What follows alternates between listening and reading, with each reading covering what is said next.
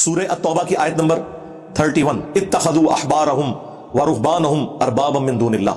یہود و نصارہ نے اپنے علماء کو اور جوگیوں کو، راہبوں کو، صوفیوں کو اپنا رب مان لیا تھا اللہ کے مقابلے پر. اور اسی آیت کے کانٹیکسٹ میں ایک حدیث ہے جامعہ ترمذی کے اندر جو شاہ ولی اللہ دہلوی نے حجت اللہ البالغہ میں تقلید کے خلاف کوٹ کی ہے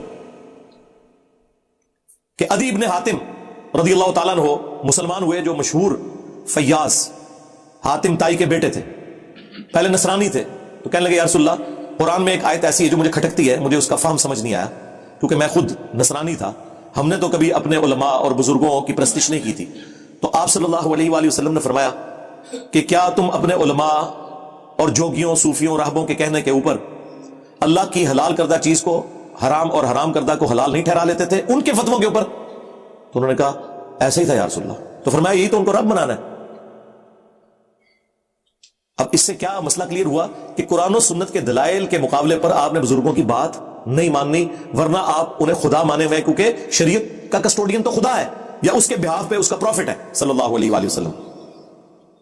اور دوسرا یہ بھی پتا چلا، یہ جو آپ کو کہانی کراتے ہیں نا علماء سے پوچھ پوچھ کے چلیں. اللہ تعالیٰ کے محبوب علیہ السلام کیا فرما رہے ہیں کہ علماء جو فرما رہے ہیں نا وہ قرآن و سنت سے پوچھ پوچھ کے چلنا ہے. کیا مولوی صحیح کہنا کہ نہیں؟ آگے سے تو ادیب نے حاتم کو چاہیے تھا نا کہ یا رسول اللہ میں کوئی عالم دین تو نہیں تھا اس وقت، میں کیسے دیکھتا، یہ تو علماء کا کام ہے. اس کا مطلب مولوی جو بتائے ریفرنس چیک کرنا ہے. یہی تو ہم کہہ رہے ہیں ہاں کہ مرنے سے پہلے اے مسلمان کر لے اس پہ غور. کتابوں کا خدا اور ہے بابوں کا خدا اور. یہ اللہ کے نبی خود فرما رہے ہیں کہ ادیب نے حاتم تجھے کر لینا چاہیے تھا غور کہ کتابوں میں کیا نازل ہوا ہے اور بابے تیرے کچھ اور کہہ رہے ہیں. ایتونی بکتاب من قبل ھذا او اثارۃ من علم ان کنتم صادقین. اے نبی سے فرماؤ اگر قرآن کو نہیں مانتے لاؤ جو تمہارے پاس کوئی کتابیں موجود ہیں نا ان میں سے مجھے بتا دو کوئی اس قسم کے شرکی عقائد اس میں لکھے ہوں یا انبیاء کے آثار، کوئی احادیث چلتی ہوں، سنت کا علم ہو، اگر تم سچے ہو. ایتونی بکتاب من قبل ھذا، کتاب کا ذکر بھی آ گیا، او اثارۃ من علم، اور علم کے آثار، کتاب بھی اور علم بھی. اسی کو میں نے علمی کتابی کر دیا کہ نام بابی، نام بابی میں ہوں مسلم علمی کتابی. کہنے کتنے لکھا ہے جی سورہ احقاف میں لکھا ہوا ہے. یہ کہاں لکھا ہوا ہے کہ جی مرنے سے پہلے مسلمان کر لے اس پہ غور، کتابوں کا خدا اور ہے بابوں کا خدا اور. جی جامعہ ترمذی میں حدیث موجود ہے، آؤ نا داڑھ تلے. ہاں ویسے تو آپ کہتے ہیں جی دیکھیں جی ڈاکٹر اقبال نے تو حدیث کا ترجمہ کر دیا شعر کے اندر. وہ زمانے میں معزز تھے مسلمان ہو کر اور تم خار ہوئے تارک قرآن ہو کر.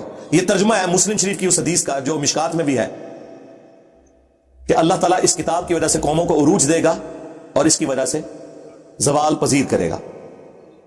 مستقبل کی خبر تھی لیکن ڈاکٹر اقبال کے زمانے میں یہ سب کچھ ہو چکا تھا، انہوں نے اسے ماضی بنا دیا.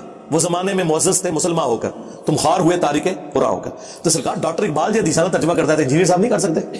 میرے دیکھ لیں یہ سارے جتنے اشعار اور سلوگن ہیں یہ حدیث کے ترجمے ہیں. یہ ادیب نے حاتم کی جو حدیث اتخذوا احبارہم ورہبانہم اربابا من دون اللہ، یہ اس کا ترجمہ ہے کہ مرنے سے پہلے اے مسلمان کر لے اس پہ غور، کتابوں کا خدا اور ہے بابوں کا خدا اور. اگرچہ بابے اسی خدا کو مانتے ہیں لیکن ان کوالٹیز کے ساتھ نہیں مانتے جو کتابوں کے اندر آئی ہیں.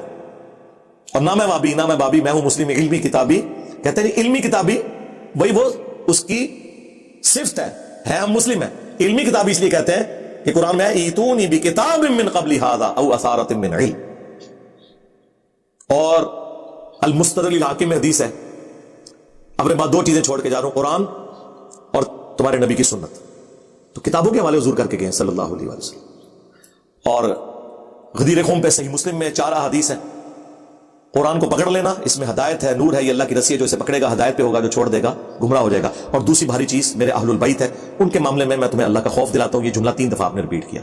اللہ کے فضل سے اس پلیٹ فارم سے توحید بھی قرآن کی بیان ہو رہی ہے اور اہل البیت کا بھی دفاع ہو رہا ہے. باقی سب نے ٹکڑوں میں دین لیا ہوا ہے. کل حزب بما لدیہم فرحون، ہر فرقہ خوش ہے جو اس نے ٹکڑے کا دین لیا ہوا ہے. یہاں پہ ٹوٹیلٹی میں دین بیان ہو رہا ہے. اہل حدیث نے توحید بیان کی قرآن والی، اہل بیت میں آگے ان کی موت ہوگی. اہل تشیع نے اہل بیت کا دفاع کیا، اگرچہ اس میں غلو بھی کیا لیکن دفاع تو کیا، لیکن توحید کے معاملے میں آگے موت ہوگی. اہل البیت کے ساتھ وہ عقیدے منسوب کر دیے جو اللہ کا حق تھا. یہ وہ پلیٹ فارم ہے جہاں پہ کبھی ریڈ لائن کراس نہیں ہوتی. توحید گج وج کے بیان ہوگی اور اہل البیت کا بھی دفاع ہوگا لیکن کوئی ریڈ لائن کراس نہیں ہوگی اللہ کے فضل سے الحمدللہ.